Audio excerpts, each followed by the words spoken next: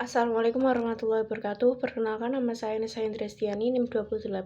Di sini saya akan menjalankan tugas UTS mata kuliah Qawaid Fiqhiyah yang diampu oleh Bapak Fuad Riyadi LCMAG. Yang pertama yaitu definisi usul fikih. Usul fikih adalah ilmu yang membahas tentang dasar, kaidah, dan metode yang digunakan untuk menggali hukum syariat dari dalil-dalilnya yang terperinci.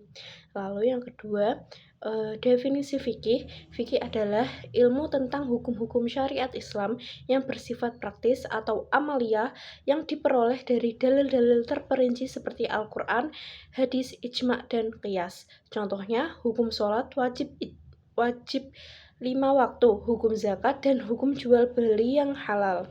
Yang ketiga yaitu definisi qawaid fiqhiyah.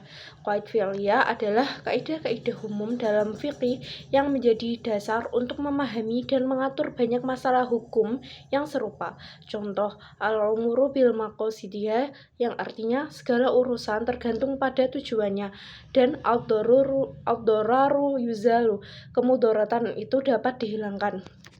Yang keempat, perbedaan usul fikih dan qawaid fiqhiyah serta contohnya. Usul fikih adalah ilmu tentang cara menggali hukum dari sumber syariat. Contoh, menetapkan qiyas sebagai sumber hukum, sedangkan fikih hasil hukum yang sudah digali dari dalil terperinci. Contoh, hukum sholat 5 waktu wajib, yaitu yang terakhir qawaid fiqhiyah, kaidah umum untuk memahami berbagai hukum cabang. Contoh, kaidah kesulitan mendatangkan kemudahan, digunakan untuk membolehkan tayamum bagi yang tidak bisa menggunakan air. Yang kelima, penjelasan qawaid fiqhiyah sebagai berikut. Yang pertama, al-umuru bimaqasidiha atau segala urusan tergantung pada tujuannya. Definisinya itu setiap perbuatan dinilai berdasarkan niat dan tujuan pelakunya. Dasar hukumnya Quran surat Al-Bayyinah ayat 5 dan hadisnya itu innamal a'malu binniyat, hadis riwayat Bukhari dan Muslim. Keterkaitannya yaitu menegaskan pentingnya niat dalam hukum Islam. Contoh, dalam nikah, niat untuk ibadah sah jika untuk menipu warisan atau yang lain-lain tidak sah secara syariat. Yang kedua itu al-yaqinu la yuzalu bisyak atau keyakinan tidak hilang karena keraguan. Definisinya yaitu sesuatu yang pasti tidak bisa dihapus hanya dengan keraguan. Dasar hukumnya itu Quran surat Yunus ayat 36 dan hadisnya itu jangan tinggalkan sholat karena ragu. Keterkaitannya menjaga kestabilan hukum agar tidak berubah karena keraguan atau was-was. Contoh, jika sudah yakin sudah wudhu lalu ragu batal tetap dianggap suci.